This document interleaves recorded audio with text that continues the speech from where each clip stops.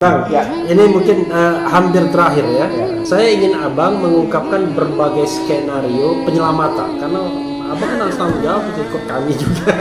Koalisi aksi menyelamatkan Indonesia dari sisi Ihsanuddin Nursi. Entah berapa poin silakan, mulai poin 1, poin 2 dan harus konkret. Maksudnya bisa lebih ditangkap. 1, 2, 3 silakan mau 20 juga enggak apa-apa.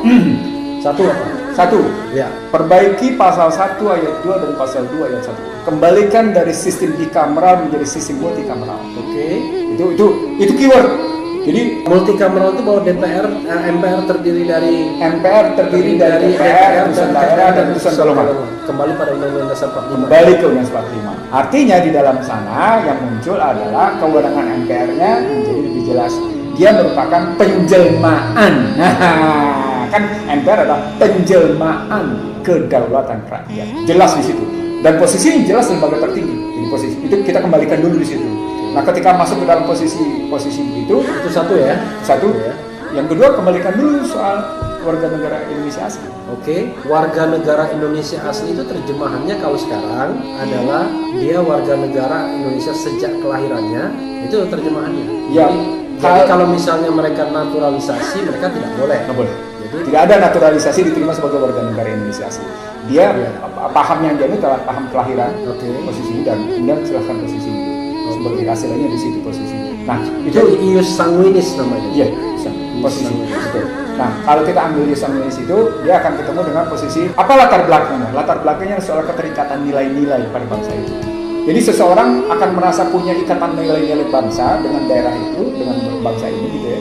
Saya tidak tahu seberapa jauh Anda keliling Indonesia gitu. Tapi kalau kita pergi dari namanya Sabang, terus kita saya cuma belum nembus ke Irian Jaya.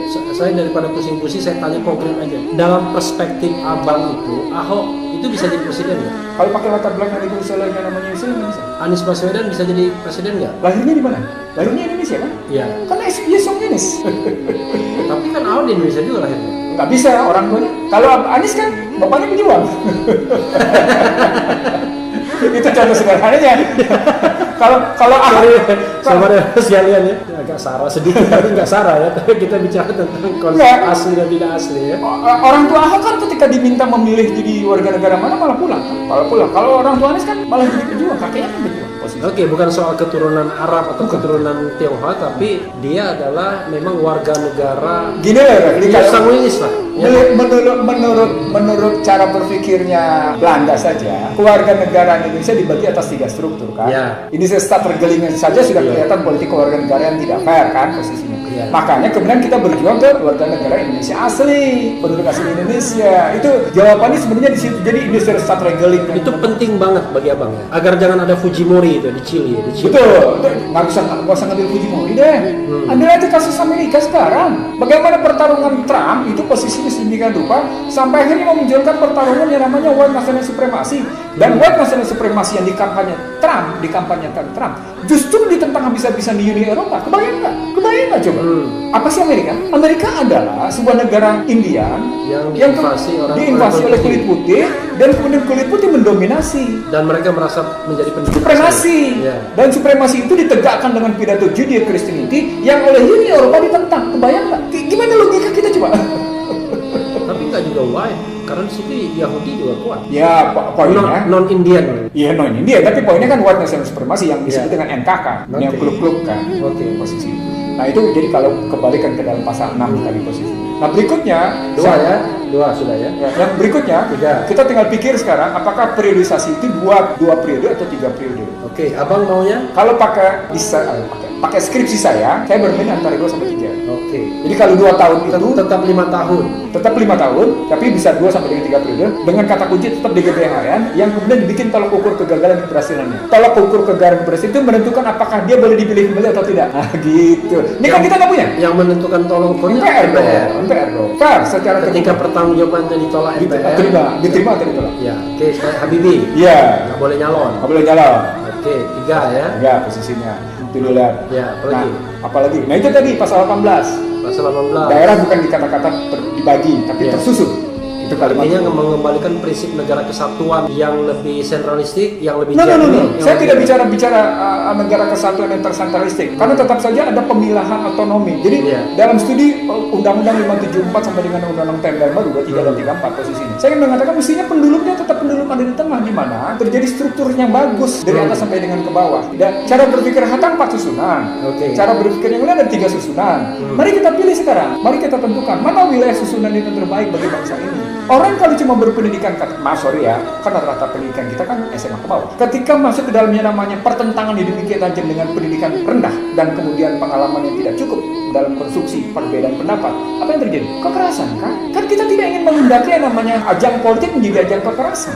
Ajang politik adalah ajang di mana kita mencari kebersamaan dalam rangka kepentingan kebersamaan. Bukan kepentingan Anda, bukan kepentingan saya, tapi kepentingan kebersamaan itu yang dioptimalkan.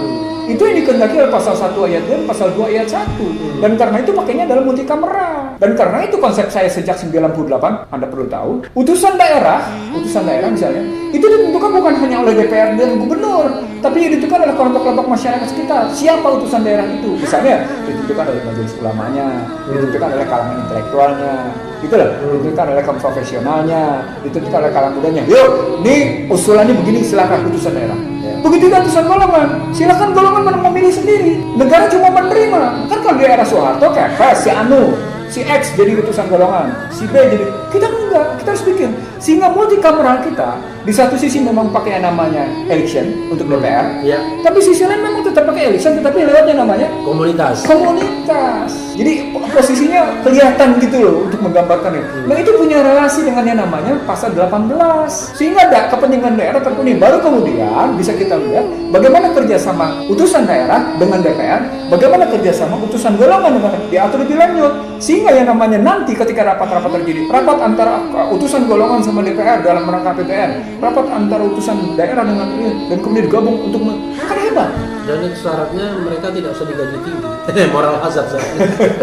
Kalau digaji tinggi biasanya moral hazard sih namanya. Nah, buat saya gaji menjadi masalah ketika DPR menjadi ajang untuk mencari akses, tapi sekaligus mencari itu. Jadi buat saya masalah di posisi. Jadi, nah di sana gajinya menjadi sebuah perdebatan tertentu untuk menakar sampai seberapa banyak atau seberapa besar gaji yang bisa diberikan kepada anggota dewan, tergantung pada pengorbanan yang diberikan. Saya pernah berdebat tajam soal ini di DPR ketika, makanya saya pernah diantar sebagai orang yang tidak berpihak pada anggota dewan ketika kita bicara soal gaji. Begitu juga soal pensiun posisi gitu.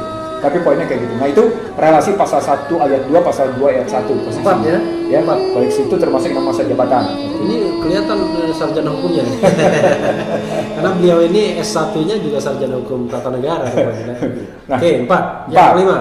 Nah, dari sana kita masuk ke namanya pasal 23. Pasal 23 fiskal. Jelas bagaimana fiskal itu diukur sepenuhnya untuk mengatasi kemiskinan, untuk mengatasi pengangguran, untuk mengatasi ketimpangan. Itu harus jelas untuk mengatasi kualitas hidup manusia. Karena perintahnya adalah jelas bahwa APBN untuk sebesar-besarnya kemakmuran rakyat diukur dong. Itu yang nggak diukur ya? Diukur tapi tidak pernah jelas posisinya. Misalnya sekarang APBN di masa COVID, misalnya di masa COVID, Ya. ternyata Jawa makin menguasai PDB 58,5%. Di tengah suasana COVID kayak gini, Jawa tetap menguasai kue PDB makin besar 58,5. Padahal di suasana normal dia cuma 57,8. Artinya ada perubahan sekitar 0,7. Itu besar loh, 0,7 kali dengan 1 triliun US dollar besar. Dan menarik jadinya. Artinya Joko Widodo sesungguhnya tidak pernah melakukan pemerataan kalau ngambil perspektifnya begitu, karena Jawa tetap mendominasi kue pertumbuhan. Makanya pasal 23 diubah. Nah kalau pemikiran pindah ibu kota, bukan pindah ibu kota kata kuncinya. Pindah duit dan pindah orientasi pembangunan. Ya, pindah distribusi. Distribusi posisinya. Jadi orientasi pembangunan yang mesti diatur posisinya. Itu pasal 23-nya. Tapi kan kalau pindah ibu kota ada 500 triliun untuk proyek. Itu siapa ya? Proyek lagi. Nah, lalu ke pasal 27. Siapa negara berhak atas pekerjaan dan penghidupan yang layak bagi kemanusiaan. Begitu disebut pekerjaan yang layak kan balikkan ke pasal 23. Berarti negara melakukan belanja modal yang memang membuka lapangan kerja bukan kepada orang asing. Nggak boleh. Jadi relasi pasal 23 dan pasal 27 adalah itu untuk mengangkat harkat martabat manusia. Ketemu di sini bahwa sesungguhnya dalam rangka mengangkat harkat martabat manusia, negara punya kewajiban memberikan pekerjaan. Dan karena itu negara berhak atas pasal sumber daya. itu untuk warga negara ya. Iya, warga negara. Untuk warga negara. Bukan. Untuk manusia, bukan untuk manusia. Bukan untuk penduduk. Warga negara. Warga negara. Nah, itu pasal 27-nya. Ketemu dengan pendidikan. Pendidikannya tidak sekedar pendidikan tingkat dasar dan menengah sampai dengan perguruan tinggi. Di sini keluar prinsip kerjasama antara swasta pendidikan, dunia pendidikan, dan pemerintah. Bagaimana dibangun sistem pendidikan nasional yang ngebangun kayak gitu posisinya di pasal 31 dunia pendidikan. Sistem pendidikan nasional yang apa ya istilahnya, yang membangun Daya juang. akhlak juga ya. Akhlak dan daya juang. Iya. Jadi kalau kita ngambil cerita bagaimana, saya ngambil contoh negara kalah perang, dalam hal ini Jepang dan Jerman kan kalah kan, tapi Anda bisa lihat ya, dalam waktu hitungan di bawah 10 tahun gitu ya posisinya, dia bisa tampil lagi sebagai bangsa yang punya percaya diri, dan 20 tahun kemudian dia sudah bisa menyerang bangsa lain lagi dengan produk dahsyat kan? Dahsyat luar biasa itu metode pendidikan yang dibangunnya luar biasa. Indonesia 75 tahun masih menjadi bangsa yang lembek. Ada problematik, itu istilah saya, Iya. problematik pada kurikulum dan problematik pada guru. Gurunya tidak dihargai, kurikulumnya berantakan. Oke. Makalah jadi anak didik kita bukan anak didik yang fighter. Tapi pemerintah kalau ada mendengar pernyataan ini bisa marah ya. Nanti dia dibalikkan backfire ke kita, mengatakan kita tidak menghargai jasa pahlawan, tidak menghargai pendahulu, tidak menghargai guru dan lain sebagainya. Kemarin di ruangan ini, Katli, ketemu beberapa pengurus guru-guru yang tidak dihargai oleh pemerintah. Jumlahnya seluruh Indonesia ada 177. Kebayang nggak? Saya ulang, kemarin di ruangan ini ketemu sejumlah guru-guru yang jumlahnya mereka mewakili 177 orang di posisinya, di mana mereka tidak dihargai. Anda kebayang nggak kalau guru tidak dihargai, kemudian apa yang bisa diberikan kepada anak didik? Kemarahan. Di tengah kurikulum, di tengah kurikulumnya itu kayak gitu posisinya. Sudahlah kurikulumnya tidak melahirkan kurikulum yang fighting dan berakhlak gitu, fighter yang posisinya virtue gitu ya, virtual fighter gitu posisinya. Tapi tadi kan kalau saya menerjemahkan ada leaders, ada fighters, ini dalam buku saya sebut ada fighters, leaders, fighters, manager, operator, janitor. Nah sekarang saya tanya Ada dealers nggak ada. Dealers juga nggak ada. Saya tanya balik sama Anda, pendidikan Indonesia melahirkan mana yang banyak? Yang jelas bukan melahirkan leader, Tidak melahirkan leader, tidak melahirkan fighters. nggak melahirkan fighter. Berarti cuma 3 ke bawah. Ya, Manager, manager, operator, janitor. problematik kan berarti. Artinya Anda punya masalah dalam struktur pendidikan kita. Muncul lagi kasus bagaimana Tanoto dan Sampurna mendapat. Ini kan ada yang salah dalam orientasi berpikir. Lalu mendayagunakan bahwa yang namanya handphone menjadi sarana pendidikan yang bagus. Sarana pendidikan yang bagus yang bagaimana? Itu yang saya nggak habis pikir adalah bagaimana mungkin kita mempercayakan pendidikan kepada orang yang tidak pernah belajar tentang Metodologi analisis yang tentang nasionalisme, dengan patriotisme, mengenai nilai-nilai kesejahteraan bangsa. Anda salah. Salah, ya? Makarim itu kan keluarga yang pernah jadi ini, yang pernah jadi ini, sehingga punya nasionalisme. Gitu ya. Tapi Nadimnya kan tidak pernah merasakan beceknya kehidupan di negara ini. Nah, di situ yang saya sebut tadi punya jarak psikologi dan punya jarak sosial Karena dengan dia realitas bilang, saya tidak nilai-nilai. tahu sejarah, tapi saya tahu masa depan. Kalau Anda tahu masa depan tidak tahu sejarah, itu artinya Anda berada dalam posisi mimpi. Masa depan itu terjadi hanya karena hari ini. Hari ini terjadi karena kemarin. Nggak ada tuh mata rantai waktu yang terputus. Saya tidak tahu. Kalau Anda tidak tahu, Anda tidak boleh merancang masa depan. Karena merancang masa depan tanpa mengetahui masa lalu, Anda mimpi. Dan mimpi Anda berbahaya berarti. Karena mimpi Anda membawa nasib 260. Tidak jelas. Tidak jelas kemana larinya kalau logika berpikirnya begitu gitu. Iya. Itu artinya mata rantai waktu, time series analysis istilahnya. Analisis waktu berjenjang itu. Nggak ketemu. Bagaimana Anda bisa tentang masa depan kalau Anda tidak tahu kondisi sekarang? Saya tahu kondisi sekarang. Kondisi sekarang itu hasil masa lalu. Kan melihatnya begitu kalau melihatnya. Tapi masa lalu dia nggak pernah dia pahami karena dia di luar negeri melulu. Ya, karena itu dia tidak tahu bagaimana ke depan. Mau dia ada rancang lah yang namanya handphone. Jadi pendidikan Gojek pendidikan. Dan Gojek itu canda kalau dalam bahasa Jawa kan? Iya. Gojek canda. Dan Ya mohon maaf Pak Menteri ya, mudah-mudahan tidak dianggap pelecehan. Susahnya di Republik ini kan persepsi tentang kebencian, pencemaran nama baik, pelecehan dan lain sebagainya hampir mematikan daya nalar dan daya kritis kita. Ya itulah. Saya tadi cerita sekilas. Dulu zaman saya kuliah, saya selalu kerjanya mengganggu dosen. Karena kita ngajukan pertanyaan-pertanyaan kayak gitu. Tapi itu tetap lulus walaupun kita sekolah di sekolah terbaik gitu posisinya. Itu artinya objektivitas tetap lebih tinggi. Ya. Nah, andai kata politik di Indonesia menjunjung tinggi objektivitas seperti Anda bilang tadi, menjunjung tinggi moralitas tinggi, waduh, baju bangsa ini luar biasa. Karena masyarakat itu secara tidak langsung dididik oleh para pemimpinnya untuk punya pikiran-pikiran objektif. Nah, itu pasal 31 itu yang punya relasi dengan kata pembukaan itu begitu sesungguhnya. Sebenarnya kita ini punya energi potensial yang tidak bisa digerakkan oleh para pemimpin. Kesimpulannya begitu. Jadi umat ya yang 260 juta ini sebenarnya punya mentalitas siap berkorban. Terbukti kalau memang ada calling dari keyakinan dia seperti kurban tadi, ya kan? Kalau misalnya bencana dan lain sebagainya, selalu berduyun-duyun untuk membantu. Tetapi kemudian pemimpin tidak mampu menggerakkan potensi itu sehingga energi yang potensial tadi tetap tersimpan dan tidak pernah bekerja untuk memperbaiki bangsa. Ya, tadi karena ini saya pakai disiplin hukum ya. Ketika hukum lekang dari jiwa masyarakat, ketika hukum lekang dari aspirasi masyarakat, ketika hukum tidak merupakan gambaran rasa keadilan masyarakat, maka hukum tidak menjadi sekedar alat untuk berkuasa. Dan pada saat itulah potensi-potensi yang dimiliki oleh masyarakat dia tetap tinggal sebagai potensi dan hanya muncul ketika dirinya terpanggil untuk mewujudkan potensi. Itu artinya dia tidak pernah menjadi potensi bangsa. Itu yang dalam perspektif politik besar, itu keberhasilan bangsa lain mencacah kita, mengadu domba politik belah bangsa. Bagaimana masyarakat komunitas tadi kan saya bagi 7 ya. Bagaimana komunitas dan sosial itu selalu dicacah, selalu dipecah dan dari domba. Nah, dilakukan oleh yang namanya seperti Bung Karno bilang, zamanku lebih enak karena melawan penjajahan. Iya, lebih jelas. Ya. Zaman kamu nanti lebih sulit karena kamu jauh sama kulitnya sama. Ya. Nah, itu yang saya sebut sebagai potensi itu tidak akhirnya ya udahlah bahwa tadi saya bilang mereka mengambil jarak. Jarak itu disebabkan tadi social distrust, political distrust, balik-baliknya lagi kan ke sana. Nah, menurut saya ini bisa diselesaikan dengan pendidikan sebenarnya, pendidikan kurikulum yang ada di sekolah-sekolah dan pendidikan politik yang secara terbuka di mana para pemimpin menunjukkan integritas. Butuh waktu. Enggak sesungguhnya. Ketika air dari atas mengalir demikian deras, ya, maka akan cepat deh. Apalagi dengan IT, dia bisa deras kok, ditunjukkan betul. Jangan Anda bicara kesederhanaan, tapi di sisi lain Anda pakai misalnya tas bermerek, gitu loh. Jangan Anda bicara kesederhanaan sementara sepatu cucu Anda bermerek, misalnya. Jangan Anda bicara kesederhanaan sementara Anda melakukan perkawinan dengan luar biasa megahnya, gitu loh. Jangan Anda bicara tentang demokrasi sementara Anda sendiri tidak pernah mempraktekkan demokrasi. Gimana ceritanya? Karena ada partai yang seperti itu.